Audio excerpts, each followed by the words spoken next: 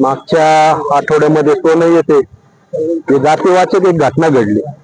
जो संजय वायरागर म्हणून जो तरुण आहे त्याच्यावर काही तिथल्या गावगुंडांनी जे काही जातीवादाचा विषय आहे तिथं त्यामध्ये त्याच्यावर हल्ला करण्यात आला व त्याच्या अक्षरशः म्हणजे अंगावर लघवी करणं, तोंडावर लघवी करणं, अंगावर गाडी घालणं व त्याचा खून करण्याचा प्रयत्न या घटनेतून दिसतोय.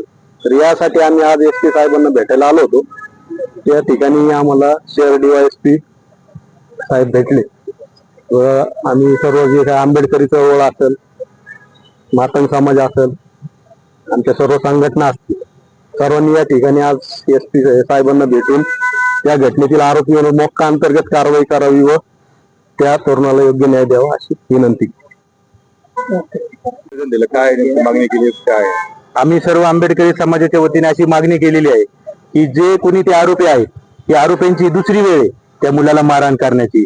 आणि जातीची जी घटना आहे म्हणजे आपण जे म्हणतो कोणी हिंदुत्ववादी असेल किंवा जिहादी वृत्तीचा असेल पण तो आरोपी आहे आणि आरोपींवर कठोर अशी कारवाई झाली पाहिजे अशी आमची सर्वांची ठाम भूमिका आहे. आणि याच्यामधून जे कोणी दबाव आणण्याचा जर कोणी प्रयत्न करत असतील तर त्यांच्यावरही प्रशासनाने लक्ष देऊन त्यांच्यावर कारवाई करावी अशी आमच्या सर्व आंबेडकरी समाज, मातंग समाज व बहुजन समाजाची मागणी आहे.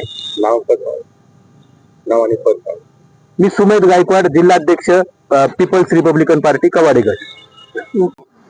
SP साहेबांना या ठिकाणी प्रत्यक्ष भेटून आम्ही निवेदनाद्वारे मागणी केली की मागील हप्त्यामध्ये जे सोनं येथील संजय वैरागर या तरुणावर, दलित तरुणावर जो भ्याड हल्ला करण्यात आला व त्याच्यावर जी त्याचे इतका भयानक प्रकार त्या ठिकाणी घडलाय की बीड सारख्या ठिकाणी या ठिकाणी घटना घडली त्या घटनेचं त्या ठिकाणी पुनर्लोकन करण्याचं त्या लोकांचं टार्गेट होतं.